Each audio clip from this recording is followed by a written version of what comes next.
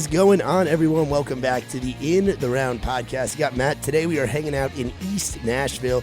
We've got a great guest, our boy Tyler Halverson. Before we get into that conversation, got to tell y'all about our sponsors, including a brand new one that we have here in Nashville, Tennessee. Of course, shout out to our friends at Whaletail Media. Our boy Wales, he gets the job done. You're looking for content here in town, you're getting hitched, anything of that nature, hit up our friends at Whaletail Media. They will get you covered and taken care of. Shout out to our new sponsor, our boy Grady Saxman from Saxman Studios. They're a staple here in Nashville. He's a guy that, if you're looking for demos, if you're looking to have great quality work at a very affordable budget, a guy that's been a part of a lot of big projects here in town, and a guy that, above all, just is happy to be a part of the scene and a big supporter of what goes on here in Nashville, Tennessee, especially the up-and-comers. Y'all make sure to check out Grady Saxman, Saul, the whole crew over there at Saxman Studios. Very good friends of ours. Shout out to them. Appreciate their support with us here at the In the Round podcast. And last but certainly not least, a big topic on the episode today, because we are sampling products, baby. Trailside CBD Emporium, our friend Andrew and his crew, they got you covered. And when it comes to them delicious green substances legally, it's they do CBD, they do Delta 8, they do hemp. And what's cool about the Delta 8 THC, it is 100% federally legal.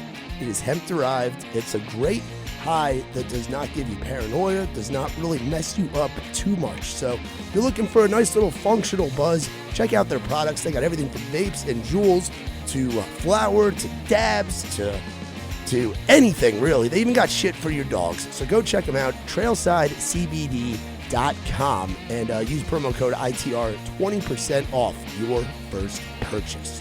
Now, without further ado, let's get into the conversation with our boy, Tyler Halverson.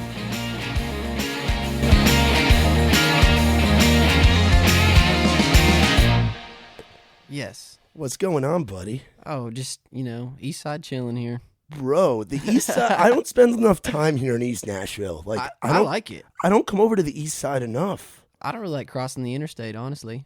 You got everything you need here. And also, today is not a podcast. Today is a garage cast. Yes, exactly. We've established that, man. Yes, we have. We're chilling. This is my garage studio. Bro, you got everything you need. You got a bench press, get nice and swole. Well, you got washer and dryer. You got the table. You got a tape deck player, man. Hell yeah. And the jukebox. And the jukebox. You got a freaking jukebox Absolutely. in your garage, bro. Freaking sick. Now, something I'm noticing just coming over to your pad here, the old school vibes. Yes. You're a big... It's a little, it seems a little retro around here. I think that's most of my roommates, though. They do a pretty damn good job of decorating this spot. Yeah, but it's such a cool vibe, and especially, what tapes do you got right there? Oh, So I haven't listened to tape cassettes in a minute. So my grandma has this she's given me the bad habit of stopping at every Goodwill that I go by, it seems like, but she's been collecting tapes for me. So I got everything from the Marlboro country music mix to farther down the road some Shell gas tape mixes. It ranges from all over the place. And then a bunch of I don't know, old cowboy stuff that I'd stole from my grandpa and whatnot. That's sick, dude. I mean, So you and me come from incredibly different backgrounds. I'm from the Northeast, New York, where it's there's so many people and it's so crowded. Yeah. You come from big sky country, you're spread out. Yeah, man, you're repping the West, the Western style, which is something that is kind of not represented as much here in Nashville, man. Talk a little bit about South Dakota and what kind of brought you here. I mean, what's it like if I show up in South Dakota? What do I got to expect? It's going to be a little slower, a little more spread out, a little more slowed down. I think that's definitely one thing I like about it the most. But, what, coming here from South Dakota? Yeah, well, that too. I mean, just growing up out there, what town are you from? I'm from Canton, South Dakota originally. So how many people in that town? That was about 2,000. Yeah, a little more. I think I graduated maybe 50 kids in my class. Yeah, so it was small. Definitely coming here is a bit of a culture shock. It's just different. Yeah. Yeah, just a lot of people, and just having the city, having traffic, everybody being... There's constant stimulation, and that's whether it's a car buzzing by or sirens or the plane going above your head, that's not a thing where I'm at. So it's odd getting used to, and I don't still think I'm not used to it. Yeah, how long have you been here? About 6 years. 6 years. And do you go back? Will you go back and forth quite a bit? Will you? Yeah, I go back, especially with the pandemic. I've been back once or twice a month, just going back to gig. That's the only thing, going on. Just that's all it's open is out there to go gig. So Are you driving or flying? a lot of driving. How long is that drive? My fastest is 13 flat. 13 hours flat? Yeah. Damn. See, that's what it's like for me to New York is like Yeah. 13, but that's with like some little bit of traffic and stuff. I mean, you're out there. That's a different time zone, right? No, it's the same. Oh, it is? Yeah, Okay. once you get like West River, then it's Mountain Time, but then East River, South Dakota, it's still Central. So, Okay. yeah, but 13 flat's my fastest. That's not stop until your eyes are floating and, Yeah. just keeping on. What's your go-to snack on the road? Like, what's you're pulling in? I'm starting to be tired. I Oh, got to stay the man. fuck up. Like, we got to make it. I'm a big bang guy. Okay, I am Yeah. too. Yeah. I am too. I Those things get me like shaking. I'm like, all right, we got a couple more hours. What's Hell your yeah. go-to bang flavor? Ooh, the blue raz, dude. You're a blue raz guy. Yeah. I'm a black cherry vanilla because Hell it yeah. tastes so much like a Dr Pepper, bro. Yeah, yeah. For me, it's like I won't feel as bad about taking 300 milligrams of caffeine to the face No. if it tastes like a Dr Pepper. Exactly. I feel that. Yeah. Those shit, they get you rolling too. They do, man. My record, I'm ashamed to say it. I They drank. stop your heart. Well, I've had 3 in one day.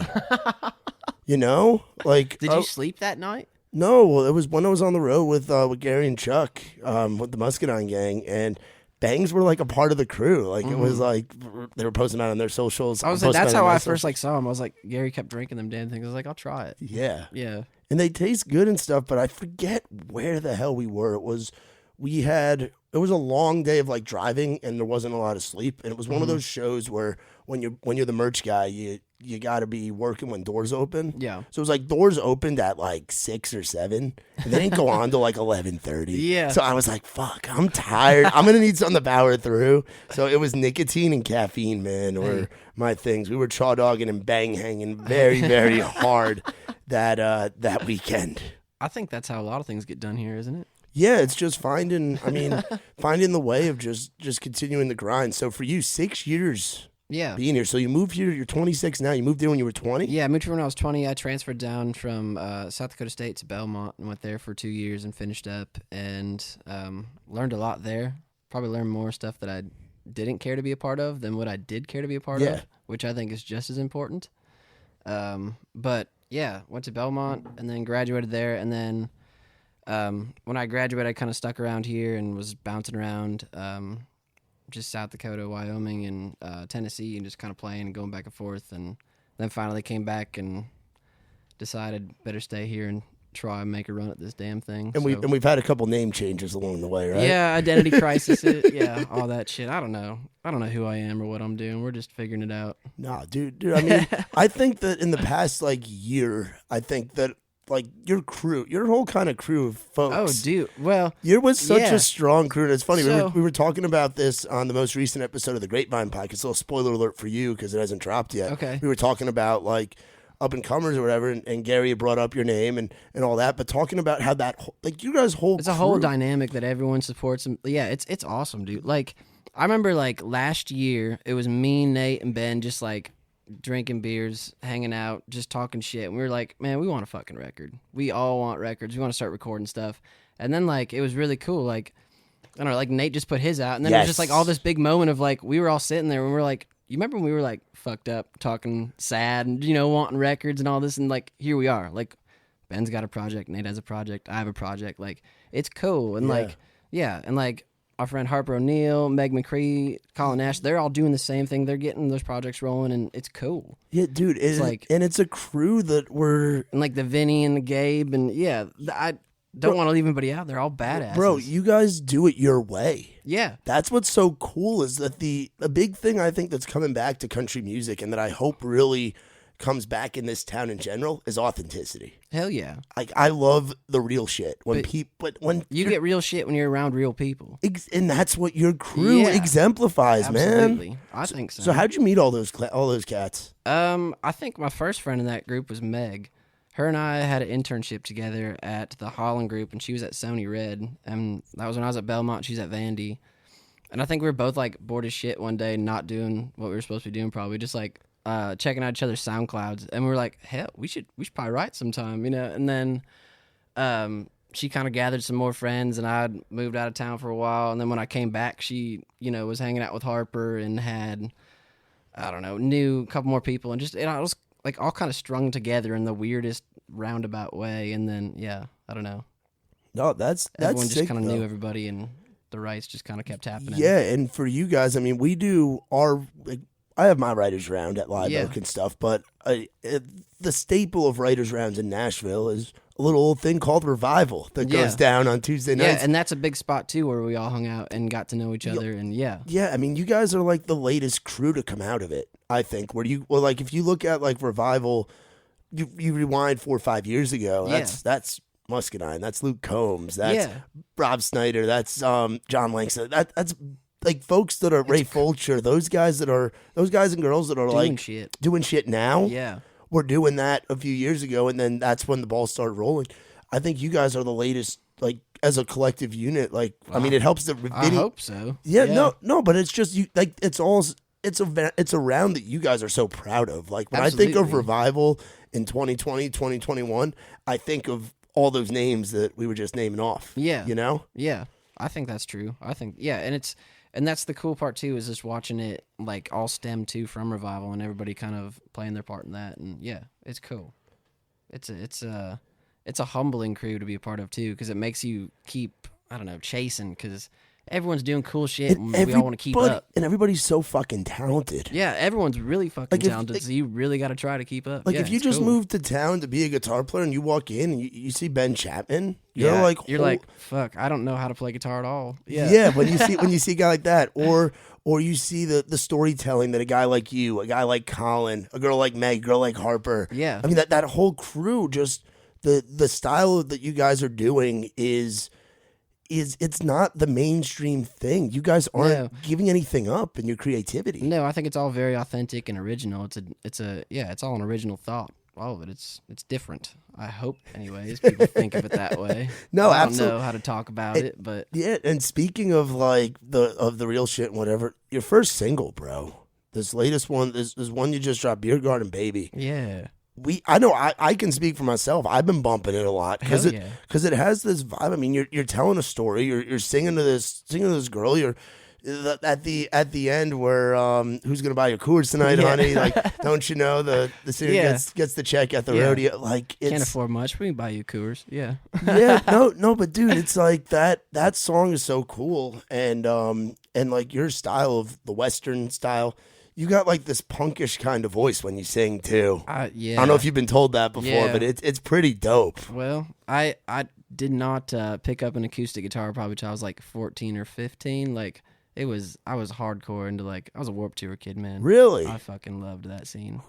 Did Warped Tour come through South Dakota, or where would you have to go? In Minnesota. We would drive up from Sioux Falls up to Shakopee. But I remember growing up, my next door neighbor played in a metal band called Life's Breath.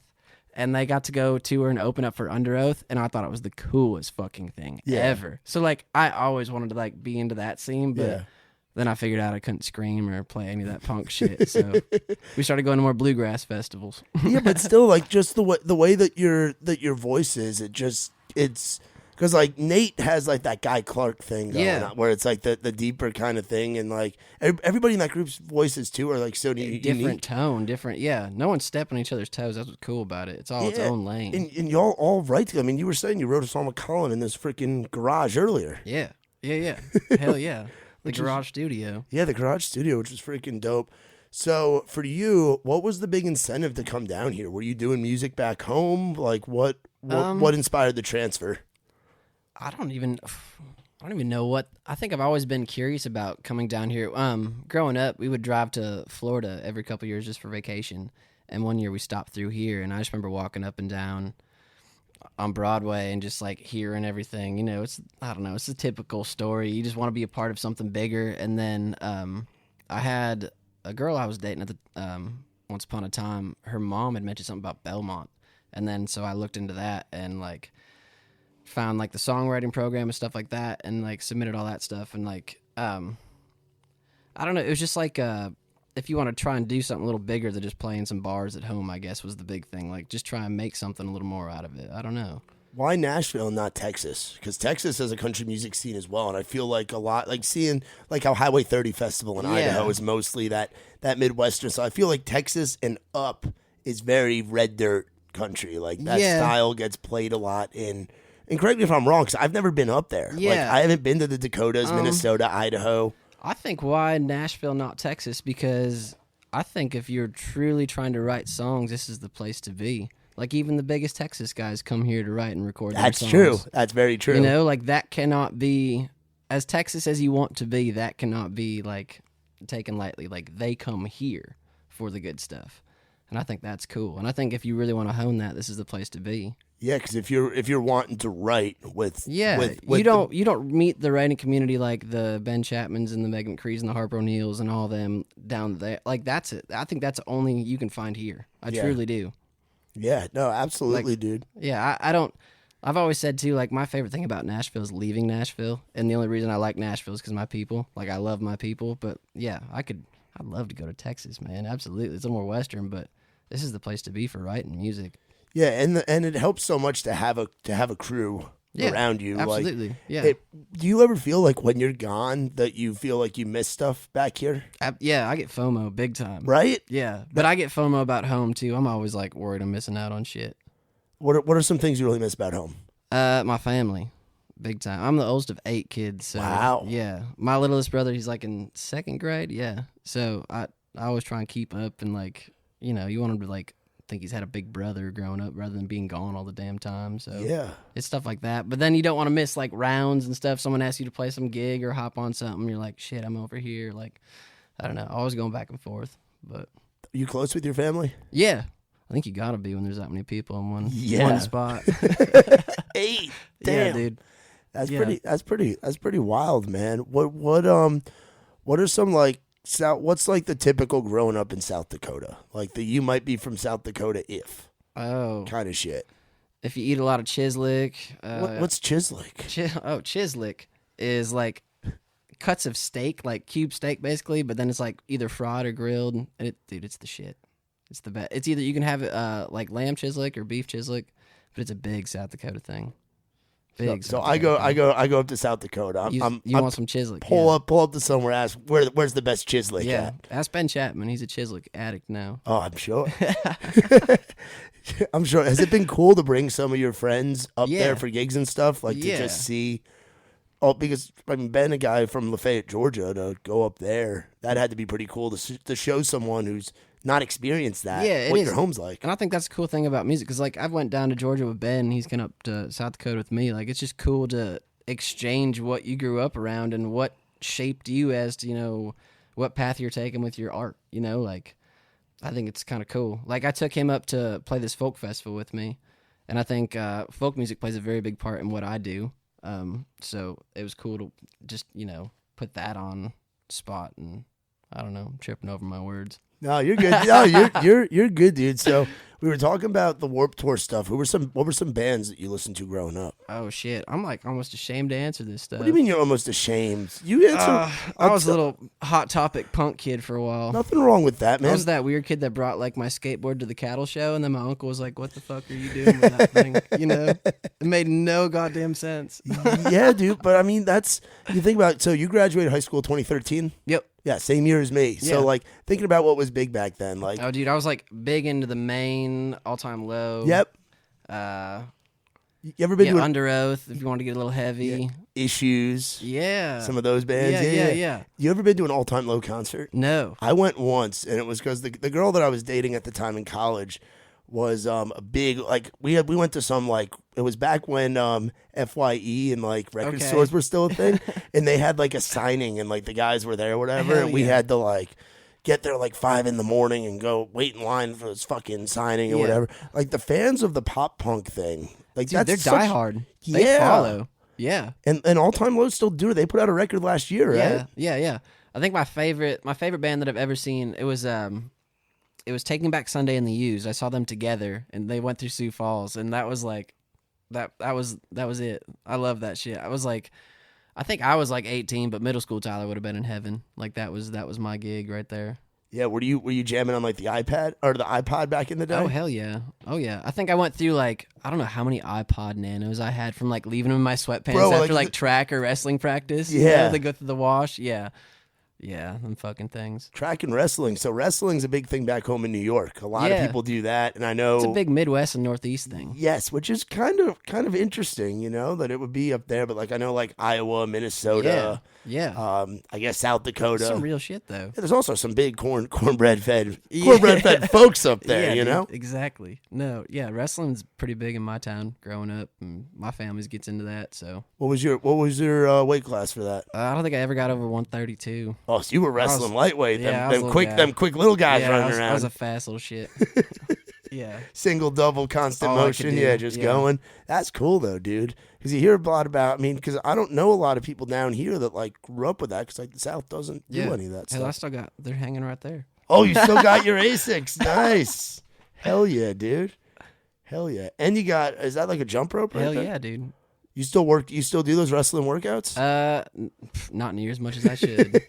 Not near as much as I should. How hot did they jack up your wrestling room at? Oh, dude, that thing would be a sauna. I forget like how hot that thing would get, but it would get 80, 85 real easy. I bet. Like, and then just keep on rolling from there. And yeah, just this. Yeah, wrestling is a great sport, but probably super unhealthy for that age. Yeah, man. I mean, dropping that much weight all the time. Yeah, I had a buddy who dropped like 10 pounds or something during a school day. And he just would constantly ask to go to the bathroom in every class, and he would just go to the restroom, run around full hoodie, like everything. Yeah. See, I wasn't even that crazy in it, but yeah, just there's some shit that goes on with that sport, man. Yeah, man, and the wrestling parents are so into it. Yeah. They are loud. Oh, dude, I've seen like little kids wrestling tournaments, like not even like adult or like high school, like the real stuff, like little kids wrestling tournaments. You want to watch some crazy shit, like there it is.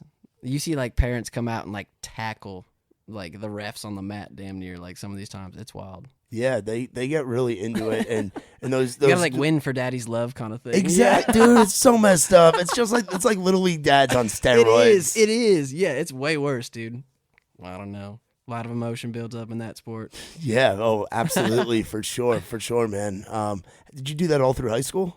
Yeah, I did that in high school, and then I thought I was a football player once upon a time, and was doing that and hit my head and couldn't do no more sports. So. Oh, I got concussions too. Oh yeah, dude. I took a nice little dive on my face, and yeah, we were out of school for a while. Really? Oh yeah. I think it was my junior year. I was like out like academically the whole first semester. Like I just stared at a wall most of the time. Really? Yeah. Got real screwed up. See, I had a couple, but mine were like very like mild, like lighter. I mean, like I forget shit now, and that could be from some other things I do. Like that's just how it works. Yeah, but what was that during the game? Yeah, it was. Yeah, I was just like, it was like the first quarter. Just like got a little pitch around the outside, had the safety to beat, got around the corner, and as I did that, he just gave me a little tap out of bounds. Tripped up, like dive, like fell right on my face, and like my neck crunched. And I like slid on my face for like good 4 or 5 yards. Jeez. I just remember like hitting the ground, everything going black, and I wake up and it's like third quarter. And I was just confused as shit. Damn. But it was like, yeah, and then I just remember like, it was like you were like drunk or just messed up for like a week, like in your head. Yeah, like, the fogginess just the is fog real. took a long time to like get out. Yeah, it was wild. Damn. But yeah, no more sports. So you were playing running back then? Yeah. And then that's when I decided better pick up a guitar a little more. Really? Yeah. Get a little more serious about music when all that shit was kind of taken away. Did you have like bands and stuff that you were in growing up or like anything like that where you jam with folks? Yeah, like I would jam with my next door neighbor, play guitar, and like I said, his brother was a guitar player too. But we would jam and always try and do stuff. But I never really had like the band thing.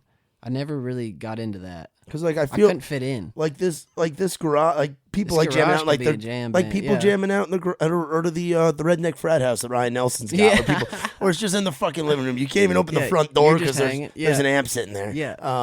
But like a lot of people grow up and they're like, or I was thinking maybe you did with the rock scene background. Like growing up, or were there not a lot of kids that were into that? Yeah, I don't know if there was a lot of kids that were into it, like. Or maybe I was just the weird kid that would rather just go home and play guitar to his wall and sing, just for hours by myself. First song you learned on guitar? Oh, shit. I don't even know. It was probably like Smoke on the Water or something lame, But the actual first song like the first one where you were like, I want to learn this. I genuinely enjoy this song. I want to know how to play this. Oh, shit. I don't even know. I really don't. Do you think it would have been something like, were you playing country stuff, or were you playing country stuff because it's only the 3 chords, or were you trying I was playing a lot of like, I remember I remember taking one song, I was like taking guitar lessons, like I learned the chords and a couple of the scales and all that shit, and then my teacher was like, all right, what song you want to learn? I think I gave him some like lame Green Day song. I don't even remember what the hell it was, but yeah, I'm pretty sure it was something like that. Something like that. Yeah, that Green Day. Yeah, dude, it was because I was probably like in 5th grade or some shit. I don't remember when I started taking lessons. Yeah, I that's think it was cool. around then. That's cool. Yeah, it's cool that we're like the same age because like we grew up like with the same kind of music, like blowing up on the national scale, and MTV was still worth a shit till like middle school. True. Till like middle school. Yeah. Once middle school hit and reality TV took over, Exactly. that's when MTV changed and CMT and all that stuff. But like for a band like Green Day too, we kind of got to see like that American Idiot on. Yeah. Because like that, they had a whole career before. Yeah. Yeah, when we were like in diapers and shit. Yeah, because I never really got into the super early stuff. It was like right about that. Yeah. Yeah, because it was like Wake Me Up When September Ends. Yeah. American Idiot. Dude, I remember. Yeah, playing that. Holiday. That dun dun dun dun dun dun. That Boulevard of Broken Dreams Yes, and all that bro, stuff. Yeah. that's sad boy shit. Hell yeah, that's the stuff. Maybe I that's liked. why we're all so fucking sad. Like It's not our fault. It's not our fault. No, but it's just no. It's But not our like, fault they planted those melodies in our head. melodies and just like the internet and all that Yeah, shit. Like we grew up in a very interesting time. Like Absolutely. 90s babies. We're in a weird world right now. It's What's the whole millennial Gen Z thing? Like the cutoff. Like, have you ever talked about that? I think I might even have to freaking look it up. I've talked about. I'm pretty sure we're millennials. We're borderline millennials. But that's what I mean. We're pretty close. Let me see, millennial. I've heard many a debate about this. Yeah, and I'd like to kind of figure it out right now. Millennial age range. So we are actually, we're right there. So Gen Y, aka millennials, they're born between 1981 and 1994, 96. Ooh, all right.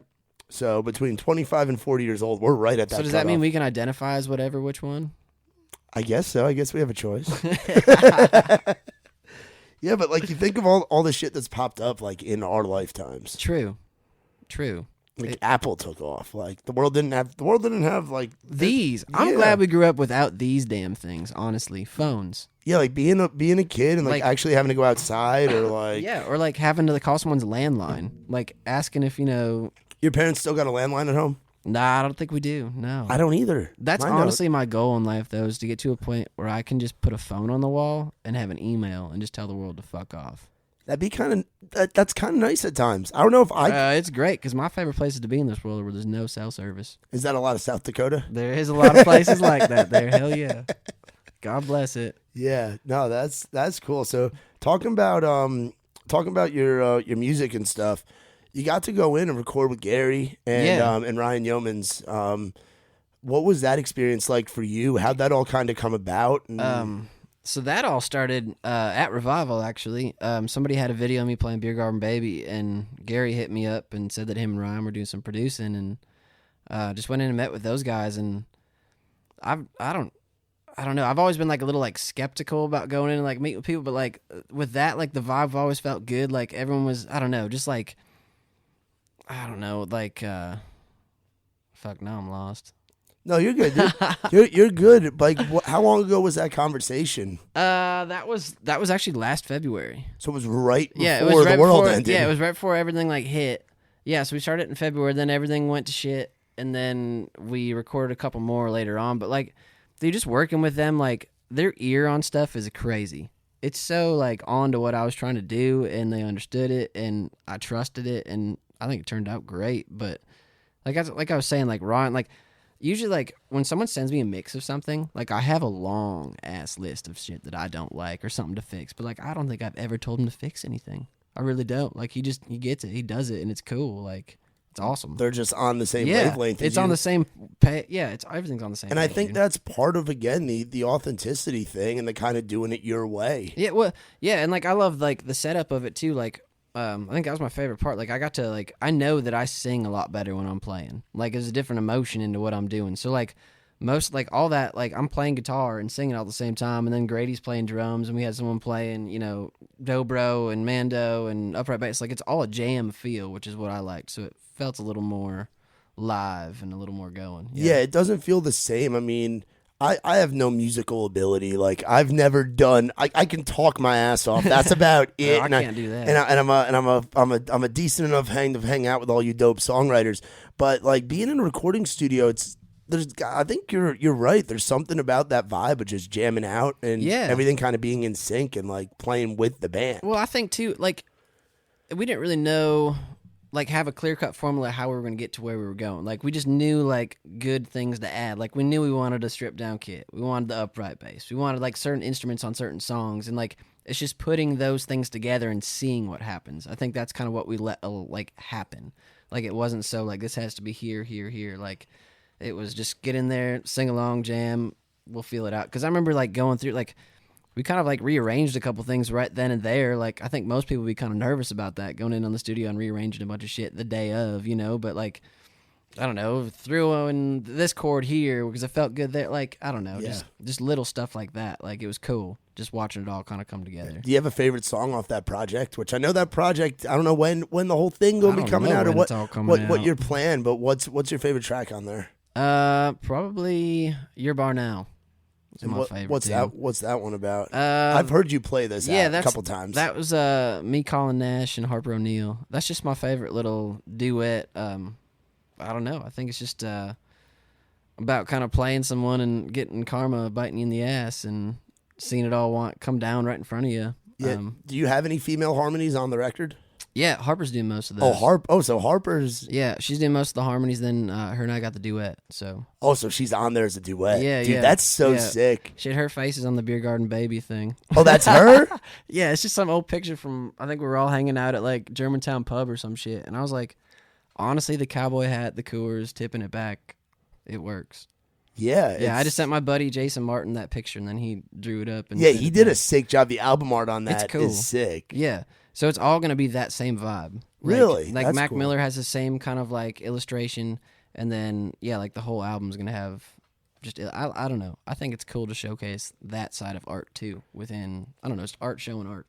Basically. Yeah, nothing wrong with that, man. It's the full creativity. It lets the music consumer kind of into your headspace of how you view, like, that's how you view the Beer Garden Baby right there. Like, and I don't have to, like, awkwardly stand in front of a camera and come up with some I kind of photo shoot. I kind of hate that shit. I get why maybe they I'd do like the photo it more shoots if I and was stuff. better at it, but I think, I'm just not.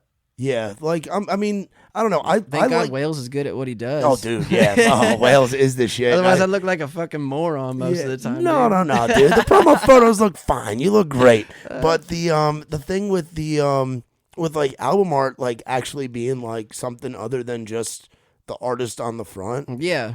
I like seeing the imagery of that. Yeah, it's simple. It's very simple. Like, I don't even think I have my name on it. It just says Beer Garden Baby. Yeah. Which is probably shitty marketing on my part, but you know what? Fuck it. No, the stream numbers have been looking good on it. Just a songwriter, not a marketer. When did you write your first song? When did Tyler David Halverson, the writer, become a thing? Ooh, I don't know. I mean, I think I took it a little more seriously, like I said, like in high school when sports kind of were not a thing, like actually sat down and wrote some stuff. And I don't know if I would have ever, I don't think I sang it really to anybody, but like, I mean, it took me a while to sing my own songs.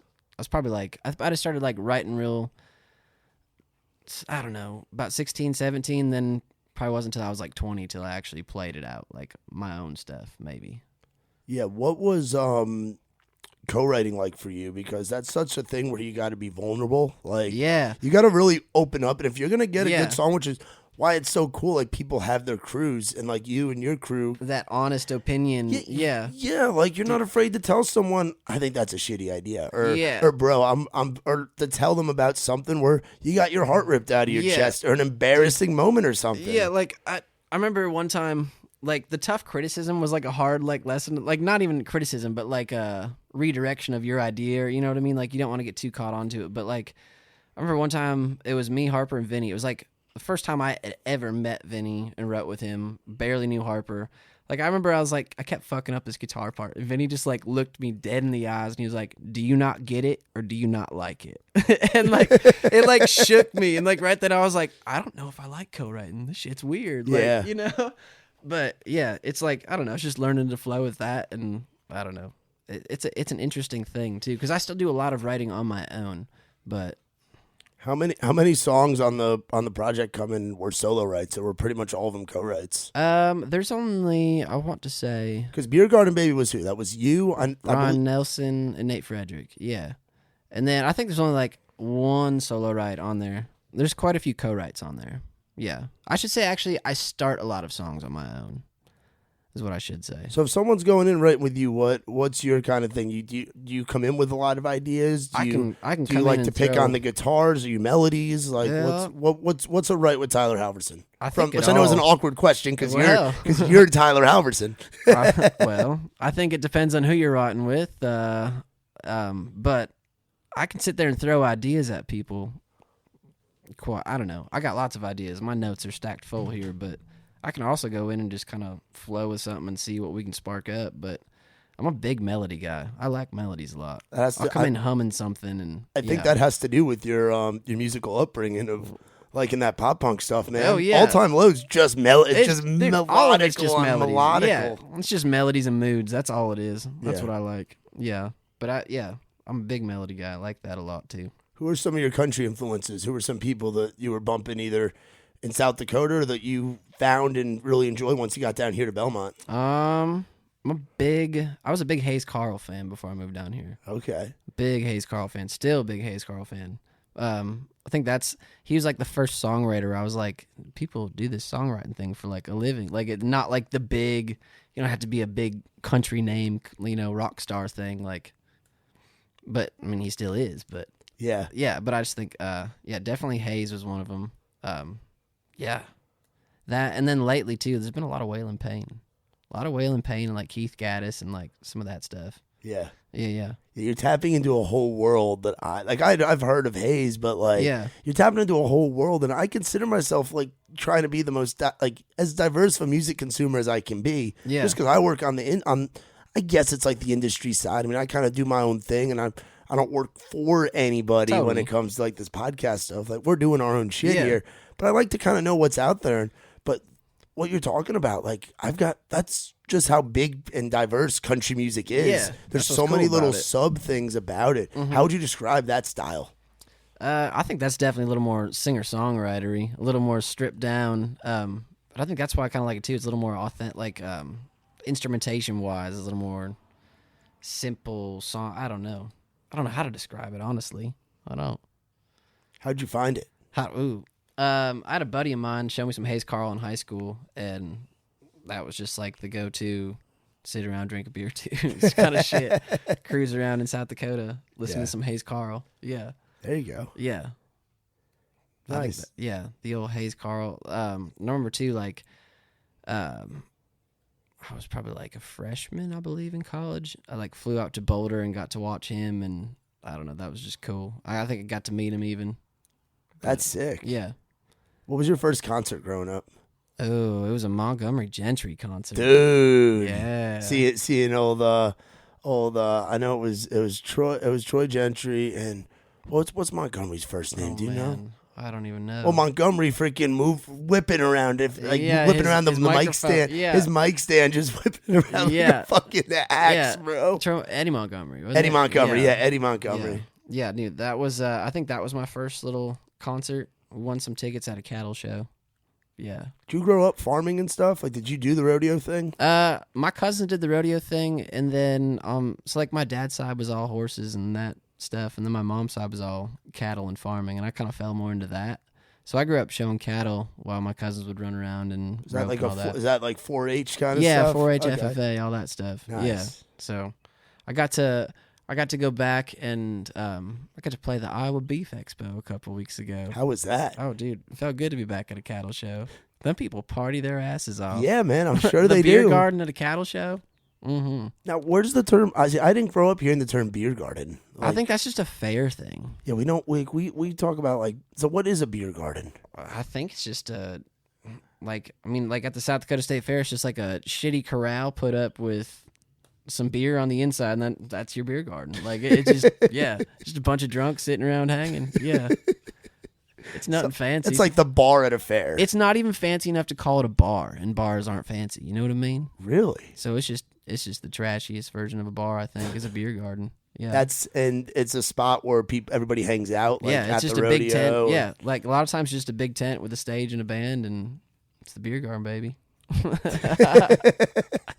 Hell yeah! No, that's awesome. I love this jewel, by the way. This thing, dude. These things feel I'm really into good. it. Yeah, shout out to Trailside CBD and whatnot. Now for you, when it comes to songwriting, do you prefer sad songs? Do you prefer more happy songs, or do you prefer sad songs where you're sad but they sound happy? I try and get a little bit of a mix. I don't know. I think it all depends on too what's going on in your world and where you're at. But I remember growing up, it was a lot of just sad little breakup love songs or whatever, sad something. I remember I think it was my grandpa that was like, all you sing is sad shit. So ever since then, I've been really conscious about trying to mix it up a little bit, But yeah, what vibe? What's your vibe been like here lately?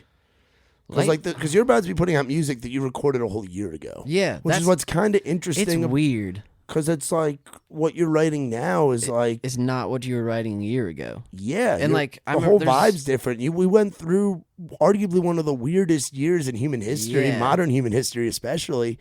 So we're all everybody's of a different mindset than they were a year ago. Yeah, totally. I got a different job than I did a year ago. I'm living in a different place than I did. Yeah. I'm a completely different person from what I was a year ago because of last year. I think that, yeah. I think lately we've been trying to tap into a little more of just trying to get a little more Western with the lyrics is what we've been trying to do. So how so? Throwing in Western kind of jargon stuff? Yeah, stuff like that. Yeah, me and Colin Nash wrote a song this morning called Bulldogging. Stuff like that. It's just about some girl, wrestling down your heart and, you know what I mean? That kind of thing. I don't know. And yeah. I think, too, it's odd, figuring out, there's songs on this last album that I wrote, 3 or 4 years ago. There's, one that's on that, so it's weird, the start and stop as to when the songs are on there. And then also too you're still excited about everything, but you're really what am I trying to say? I don't know what I'm trying to say. Damn it. No, you're good. I mean, because it is your style changes definitely because you also mature as a writer. As you every song you write, it's a progression. You're getting a little better. You find out what you're trying to say. Do you think you know fully what you're trying to say yet? What Hell Tyler no. Halverson sounds like? Or are you still figuring this shit out? I think I'm definitely still figuring it out. I think I'm on a better track, but I don't think I know where it's going. That's for damn sure. Yeah, I think that's an important thing too for writers and artists especially because artists are recording music, but even writers kind of develop a style. Yeah, I think that's real. It's I don't know. That's the thing with it's all being a progression. And I think also too, it depends on what you're listening, what your crew's listening, what they're into. I don't know. There's so many different variables on it. Yeah, no, for sure. Now, something we like to talk about on here too is we like to talk about food. I like eating here in this town. Hey. What are some of your go-to spots if someone were to come to Nashville and you could only send them to 3 places? Where would you send them? 3 places? Oh, man. I would go, top place to eat around here is Garden Fresh in Madison. Have you ever been there? I've been to where? Garden Fresh in Madison. I have not been to Garden Fresh. All right. What is it? Is it Asian or is it salads? No, it's it's a grocery store. Really? But it's a Mexican market, and then they got a couple tables in the back corner, and it is hands down the best thing you will eat around here. So, big fan of that. Still love my roast pepper. And then, oh man. It's either between, I'm going to have to go Martin's on Belmont Boulevard. Okay. Yeah. I'm a big Martin's guy too when it comes to stuff. That Alabama white sauce. Yeah, dude. Do you fuck with hot chicken at all? Or do you not do spicy? I do not like hot chicken. Really? Hell no. Nuh-uh. Did you at least try it when you got here? I don't really like hot shit all that much. And then the greasy chicken on top of the hot shit. That's 2 strikes and I'm out. You know? Yeah, that's just heartburn city. You're just fucked. Yeah. You only get one asshole in life, I'm not trying to burn through mine. I'm out. I gotta remember that. I'm changing my diet up a little bit. What advice would you have for somebody coming to Nashville from, say, an area far away, not from the Alabamas, Georgias, Carolinas, or even like just somebody like coming from like your background? Yeah, like, you're coming from a very like.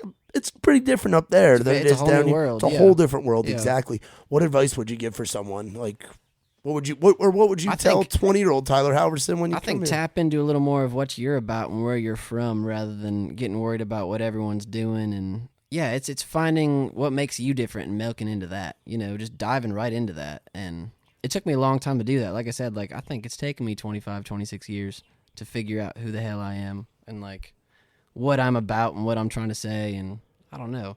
I think a lot of it is just milking in or tapping into who you are and just writing into that. And yeah, if it don't feel right, probably ain't right. You know, you can tell when you're faking something.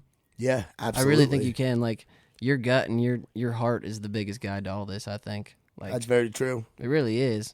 If it doesn't feel like it's you, it's not. But yeah, and it's taken me a long time to figure out what the hell feels like me. So. Yeah, no, man, but I think you're definitely like shit's happening and crews come up together and like just where things are at, it's like there's a new wave of people coming up. I mean, I'm seeing it with working with Trey right now. Yeah, you know, and it's cool. And that whole crew of like Trey, Maxwell, McKinney, all Joy Beth, Ella, Clay, that whole crew is starting to come up. Your whole, like everybody's just coming up together, you know, and it's all those. I think that's what it takes too, and that's one thing too that I would tell people is that you're not gonna do any of this shit on your own. You're not. Yeah. Like you can't be inspired. You can't get your shit done. Like it's not on. Like it takes a whole village, and that's what's cool. Is find your people that you love and see what happens. Best networking bar in Nashville. Best place to go and meet people, especially when you're new to town. Oh, you can always drunkenly run into people at Red Door. Red Door? Yeah.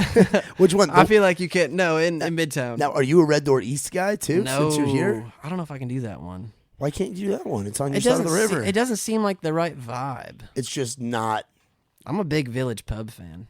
Where's that? Right down the road here. Oh, that's it's just a nice little sit down, not loud. Yeah. I like the bars. I don't really feel like bars. I think that's kind of lame, but I do. Yeah, like you're not a Broadway guy? No, that's too many damn people. Did you ever play on Broadway? Yeah, a little bit. Like on Second and... Yeah, I'd play... I wouldn't really play too much on Broadway. But like, yeah, Second and Fourth. Did you gig a lot when you first came to town? No. I worked at Martin's when I first came to town. I like had a bunch of little like part-time jobs. How many jobs have you had since moving to town? Oh shit, dude. I don't know. Probably a good 5, 6. I can't even remember. Just stringing shit together? Yeah. That's what I did. I was finding stuff. I got into like selling boots and then got into making hats for a while and stuff like that. Like I like the Western wear stuff. That's pretty simple, or it's pretty easy to get to that stuff, especially on Broadway. Like slung boots on Broadway. Does it feel weird being a guy who grew up in Western culture to come to Nashville and just see people? People come here from all over the place and think that you got to dress up Western in Nashville, Tennessee. I don't even think I'm a cowboy. So when everybody else tries to play cowboy, I think it's funny as shit. And I love it. I love it. We had I was out with a couple of my buddies, and one of my buddies had on cowboy boots. Yeah. And somebody told him, "Don't wear boots if you ain't a real cowboy." Yeah. He got all pissed at him one night. I was like, "Damn, you know."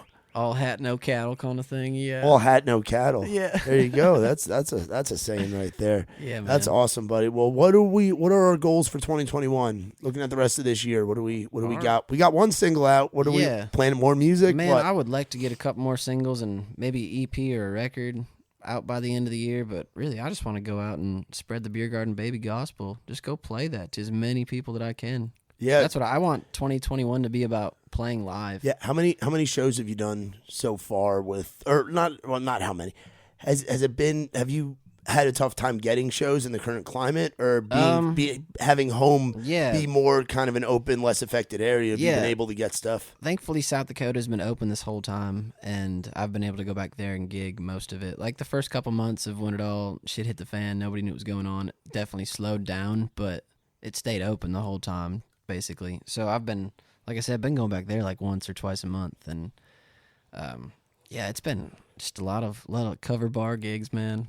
Do you hit cities and towns along the way on that trip? Yeah, we'll do that every now and then. Like a couple weeks ago we did Des Moines and then Omaha and then went up. Like it's just piecing together shit like that. To take them whenever I can find right now. But next month. What do we got? Plug some shows. Well, next month, my buddy Roger from 40 West Entertainment has been helping me line some stuff up in Texas. We're going to be in Lubbock and Amarillo and Granbury and a couple other places. Hell yeah. Trying to do some radio stuff and, I don't know, just see if people like it, I guess.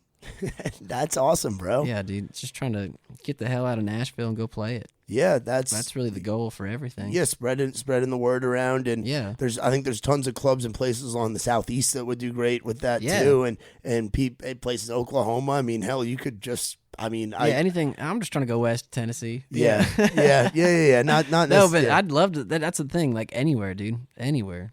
I'm just trying to go play it wherever they'll have me. That's awesome, man. Well, bro, really appreciate you having me come over and. Sorry, I'm kind of like in a weird spot of trying to like I've got this little portable little like carry-on suitcase that I fit all this shit in that I just happen to find somewhere. I don't even know whose it is. I just kind of like jacked it so we have it. I mean, it held it together. Yeah, it keeps all the shit in there. But I hope I made a little bit of sense. No, dude, you did great. Would you be cool playing a song or two?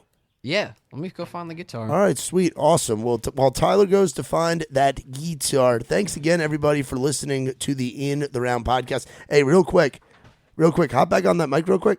What are your social media accounts we can plug real quick? I don't want to fuck those up. Tyler Halverson on Instagram. I do a lot of Instagram stuff. That's mostly where I do it. You're not on Twitter? I don't got much to say. You don't do hot takes on Twitter? Maybe I should. Bro. Maybe I should start. Hot takes on Twitter. All right. Fucking let it rip. Just hang out with Ryan Nelson and tweet out some of his shit. Just quote tweet Ryan Nelson. Right. That sounds like a good way to make it your persona. That's how you kick off your Twitter right there. That might be it. I but can see it. Also Someone told me about TikTok, but I haven't really been on that. Yeah. I haven't figured that out either. I don't really know. I barely know how to run Instagram, dude. Hell yeah. So Tyler Halverson, and then Facebook is just Tyler Halverson. Facebook, Tyler Halverson, and then the single right now, Beer Garden Baby. It's out anywhere you can get your music. Y'all make sure to go check that out. Make sure you follow along with the In the Round podcast as well. We've got our social handles at In the Round Pod on Twitter. We're bringing that one back. In the Round podcast on Instagram. In the Round on Facebook. Working on some cool video content for y'all as well with our buddies at Whaletail Media. Stay tuned for that. And, make sure to leave 5 stars as well. Tell your friends, tell your family, tell your grandma, tell your friend at church, your friend at school, whatever. Spread the word about the In the Round podcast and our good buddy, Mr. Tyler Halverson. Now, without further ado, we're going to let Tyler sing some songs here. Y'all have been listening to the In the Round podcast. You're wild as the bay you barrel on. Daddy wrote that check and you were gone. Seems like it's always been that way. Now you're looking for a man who can do the same. And that's why you ain't looking back at me. I'm just a poor picker, you a rodeo queen. More about buckles and dirty old strings. You're riding for the money, I got songs to sing. Hey girl, don't you know the singer gets a check every rodeo? I ain't gotta make the short go. At the beer garden, baby, yeah, I'm the show. Oh, I'll be playing all night till the drinks run out or drunks start to fight. I'll be dreaming of the grandstand lights down the road, but we still got tonight. Still got tonight.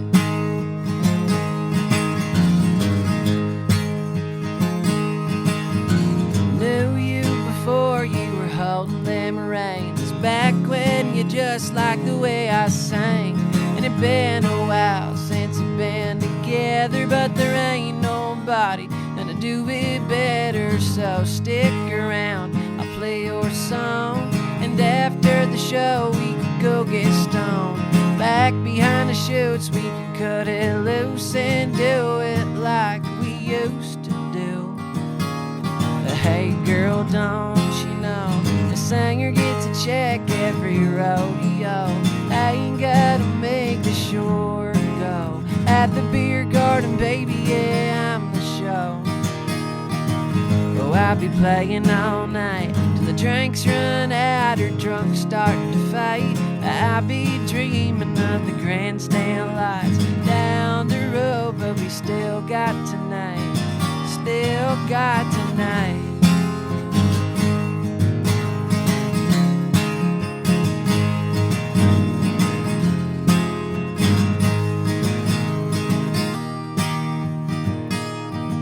Well, looks like you were just out of the money, so who gonna buy your Coors tonight, honey? Well, don't you know the singer gets a check every rodeo? I ain't gotta make the short go at the beer garden, baby, yeah, I'm the show. Oh, I'll be playing all night till the drinks run out or drunk start to fight. I'll be dreaming of the grandstand lights down the road, but we still got tonight, still got tonight. Yeah.